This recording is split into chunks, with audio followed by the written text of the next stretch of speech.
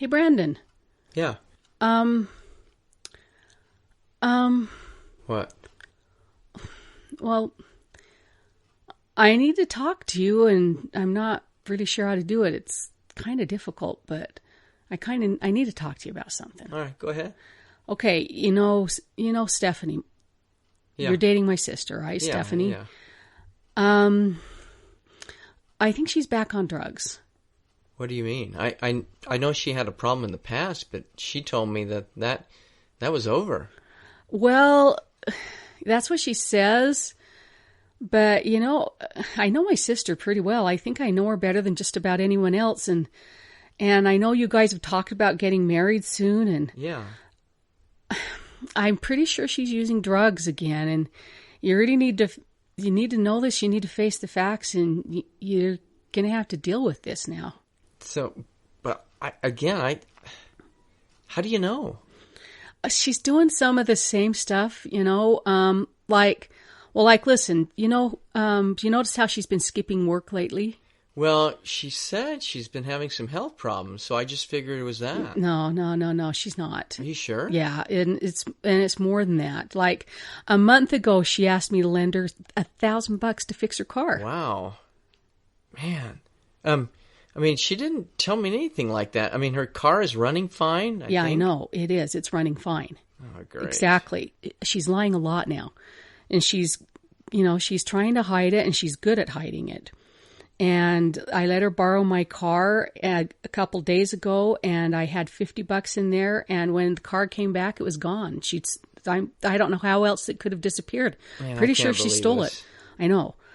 But she's hiding things, and she hides things from us. And okay, for example, like last week, I saw her with the 2 cell phones, and when I checked the texts on the one phone, Wait, 2 phones? What do you mean? Yeah. She only has one. No, she's got at least 2 phones. And when I checked the one phone, I saw some texts, and she was talking about some drugs and needing to meet up with someone to buy them. Man. And I'm sorry, Brandon. We need to confront her on this. You need to confront her on this. I don't know how to do this. I don't know. I know, but you've got to. You can't. You've got to do this if you want to try to hope that there's going to be anything to this relationship. It's much better to talk to her openly about this now, because I promise you, the problems will just escalate. So, but she might blow up. She might. But hey, wait, listen. Why don't you guys come over for dinner and we can talk about it together? I just don't know. I know, and you're right, she might blow up, but if you don't do anything, I promise the problems are just going to get bigger. She's probably going to end up losing her job, she's probably going to get arrested, and she might even die. Man, you're probably right. I have to think about this and how to approach her. All right, let me think about it, and then I'll call you. Okay. All right, thanks. All right, bye, Brandon. Hi, may I help you? Yeah, you see, I need some flowers for my wife, and, Let me guess. You forgot your anniversary. You're trying to make things up, right? Oh, yeah, is it that obvious? Well, yeah. We see men like you all the time that are so involved in their work that they simply forget about us. Well, in this case, it's not like that. Sure. What do you need? Well, I'd like to get a dozen roses with some greenery and a very nice card. Do you really think a dozen roses is going to cut it? Well, if my husband forgot our anniversary, he'd be in the doghouse for sure. Well, you need at least 2 dozen roses, a dozen balloons, and a romantic evening at an expensive restaurant. Well, I only have $10. $10? Yeah. Well, that will buy you a single rose and a hamburger at McDonald's, but that's it. Wait. I actually have $12 and, wait, hang on, let me see here. 32 cents, so that might be... Forget playing golf this weekend. Your wife is way more important. Oh, no. Oh, no, my wife is out in the parking lot looking for me. Oh, and she's looking this way. Please help me. She'll wring my neck for sure. Okay, let's see.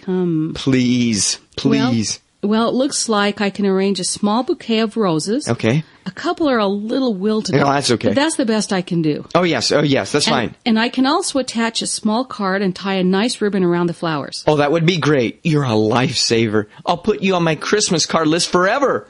Okay, that'll be $12 even. Oh, you're an angel. Thank you. Oh, no. What? Now she's parked in front of your store waiting for me. I'm dead meat. Do you have a back door? No. It looks like you need to face the music and just talk to her. I can't. She'll probably be very understanding after you promise to wash... You don't know my wife. Well, you need to promise to wash the dishes and clean the bathroom for the next 6 months. Get out there and be a man. Could you call an ambulance, just in case? This could get ugly. Man. Hi, Tim. Hi. I'm really sorry to hear about your dad. My sincerest condolences go out to you and your family. He was such a great man.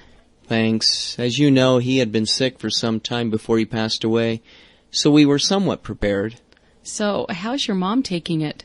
Oh, it's been really hard on her. I don't think you'd get over something like that. Yeah, I'm sure.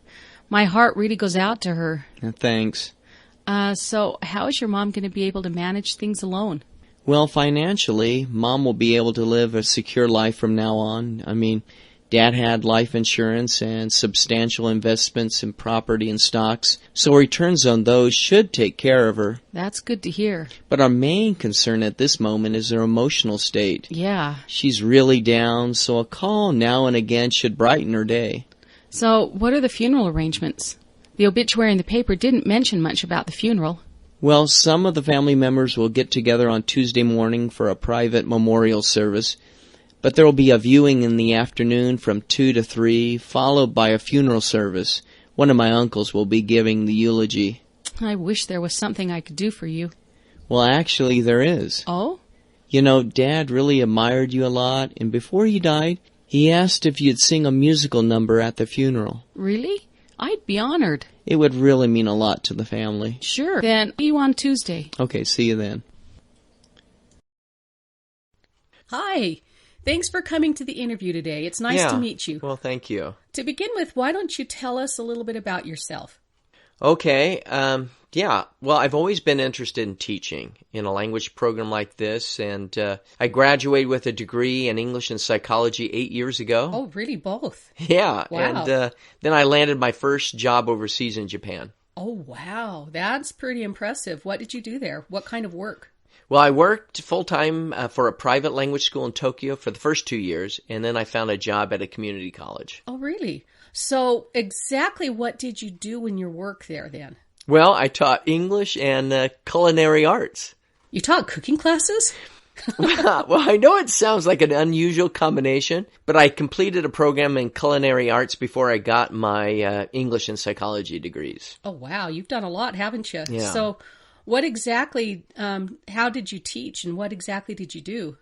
Well, many of my students wanted to become chefs in restaurants, or they wanted to start their own restaurants. And in our area, there were many tourist spots. A lot of tourists came to that particular area. And so with English, they would be able to communicate not only with suppliers, things that they needed for the restaurant's food and so forth, but also their customers. And so I taught them English and cooking at the same time. Wow, that's pretty impressive. That's interesting. And tasty. It was.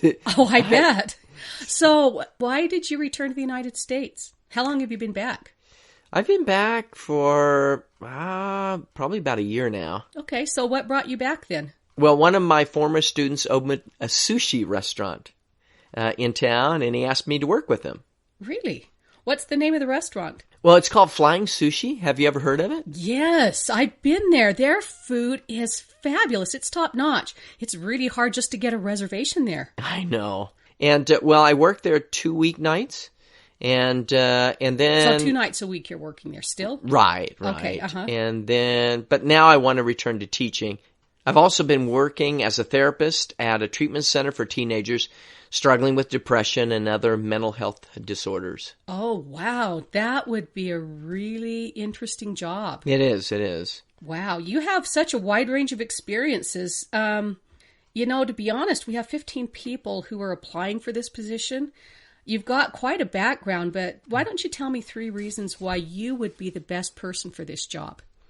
Well, first of all, I understand that different students have different learning styles. And for that reason, I've used iPads, video, music, cooking, drama, role plays, and games to reach every student. That's good.